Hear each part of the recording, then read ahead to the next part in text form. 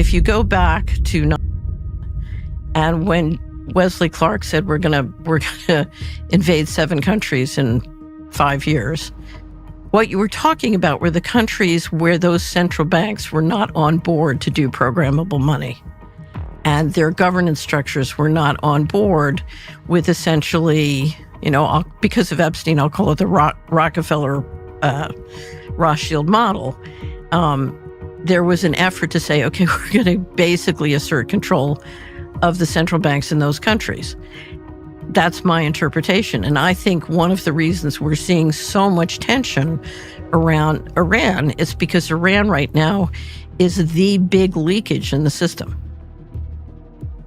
How? So it's not about their nukes? No. Iran's central bank counts. One of the reasons it counts is because their oil and energy is very important, including for China. Yeah. And that's very important in the BRICS system. What the BRICS system is trying to do is to create independent payment systems. But if you're going to come out with programmable money, with digital IDs that are interoperable globally, and programmable money that controls in each jurisdiction centrally, you can't afford leakage. And so you've got way too much leakage in the system to proceed with what they're trying to do. And Iran is, and the BRIC nations are a sticking point. And certainly Iran's oil, feeding China gives China greater independence. So you think that one of the motives behind toppling all these governments was the creation of the control grid we're talking about now? Right. So if you go back, so you had the wonderful Richard Werner on your show. Yeah. And Richard has a book called The Princes of the Yen, which is about the sort of effort to take over the Japanese central bank. And I think what you're looking at, I think part of the state of play with both Russia and Iran is how are you going to make sure that those central banks are entirely in the system? So, yeah, that was an amazing interview. And he told the story about writing this book on the Japanese central bank. I can't imagine a more obscure topic from my non-economically minded standpoint. It'd be like writing a book on postcards from the Falkland Islands. It's just like, okay, a book on the Japanese central bank. And he said, well, actually, they suppressed it. I couldn't get it published in the United States, and you can't get a copy. And that's like checkable. So I checked it. You can't get a copy of that book. It's really hard. I think you can order from its publisher right now. Okay. Right. But, I mean, why would someone try to suppress a book? Because it shows you the true, it takes you right into the secret governance system, and it shows you the primary mechanism by which they implement policy. Yeah. Well, it's always the things you're not allowed to say are probably the important things. Right. I mean, whenever they penalize you for having a thought, you're probably on the right track. Well, it's one of the critical train tracks of control. So it's what I call the third rail. So I used to finance transit systems and train systems. So, a lot of these systems have 2 tracks that the wheels go on, and then they have a third rail that the power line runs on. And you get a train trap that flips over and sucks the energy from the third rail. So a lot of the things that really operate the third rail are very invisible. And for example, in central banking, to talk about tier 1 and tier 2 and tier 3 capital at the BIS and the banks, there's nothing more boring. It's designed to absolutely... I just fell asleep in the middle of that sentence. Right. Exactly. Exactly. Right. Is it boring by design? The way you're taught to talk about it is boring by design. It's like the mechanisms of the legal system. If you look at the mechanisms of civil procedure or criminal procedure, it can, and you get into the weeds on it, it can be very boring unless you understand the application, and that can make it very interesting. But the capital, most people don't understand the capital's, sort of regulatory system. And yeah, it can get very, very boring. Can you just, for people who haven't seen your previous talk, explain what the control grid is what it looks like and what it means.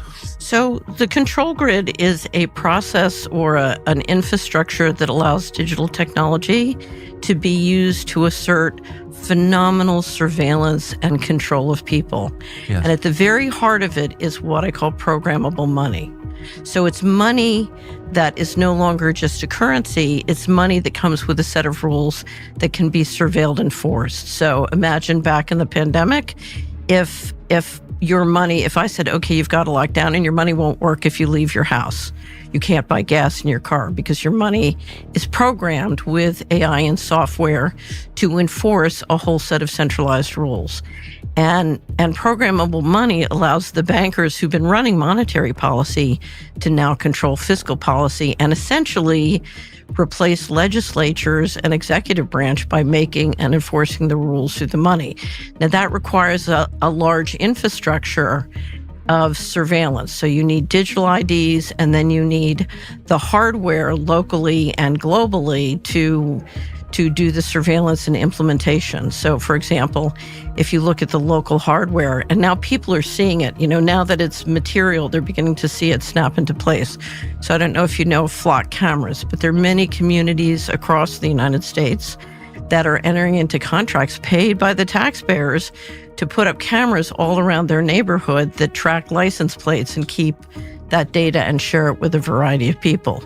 Or you have the FCC is trying to overrule local controls on cell towers so they can literally put cell towers every 400 to 700 feet so that they can have the kind of invasive surveillance you need. Or you have satellites now that can literally beam in Wi-Fi so that whether you have Wi-Fi in your home or not, they can start to track you. And all those systems put you in what I call the panopticon. So we saw in the Middle East with the first war with Iran, we saw 11 leaders out of 12 sort of top leaders in science and government assassinated because they're literally tracking everyone, and they can identify them and track them, and then you have invisible weaponry that can then take them out or, can identify missile strikes. So may I ask you about, so you're talking about the 12-day war against Iran in June of 2025. Correct. We were led to believe, just as newspaper readers or news consumers, that those 11 Iranian officials were targeted with human intelligence, that Israel had spies inside of Iran, but you're saying that was done digitally. I would assume that that's probably true, because you always want to get human confirmation of what the systems are telling you. It's always better if you have both. But we are now moving into building out the kind of surveillance systems that can literally track, identify, and integrate with not only our existing weaponry, but ultimately autonomous weaponry. So anyway, so let me step back. You've got three parts to the control grid. One is the local hardware and infrastructure, and that includes the data centers. Because the data, I thought those were for AI. They are. Because if you look at what it takes to apply the equivalent of a social credit system to people's money, so the social credit system I apply to you is different than the one I apply to me. And if you look at the data I need to track you and test whether or not you're following the rules I've given you and enforce those rules, it's an explosive amount of data, particularly because you're looking not just at financial control, but spatial control. So what is AI good at, Tucker? AI is spatial control, movement control? Yeah, so turn off the car. So Congressman Massey is trying to kill the kill switch in your car. That's because spatial control means I can turn off your car, or I can set it so your money won't work more than a mile from your home or a 15-minute city. So you're not allowed to leave your 15-minute city, and your transportation and your money won't work outside of that area. So let me step back. So what is AI good at? AI is very good at tracking things that can be expressed mathematically. And financial transactions and spatial movement can be expressed mathematically. And so what the AI centers are for primarily is to build that digital control grid and to manage that data. So, and now it can be used for many other purposes too. So it's not just going to be used for control. But to me, that's the primary purpose. And that if you look at the cameras, if you look at the cell towers, if you look at the satellites, and then the AI, the data centers, those are all component pieces of the local hardware. So there are three sort of pillars that I track. One is the programmable money, and that's what we at Solari are trying to stop. The second is the digital ID, because you need digital ID systems that are interoperable globally, and then the local hardware. And those are sort of the three pillars. And what's interesting is there's phenomenal development of all three. We have a commentary at Solari where we track, it's called the Fast Approaching Digital Control Grid, and every week we update all the things that are being done to build those three pillars and have them integrate with each other.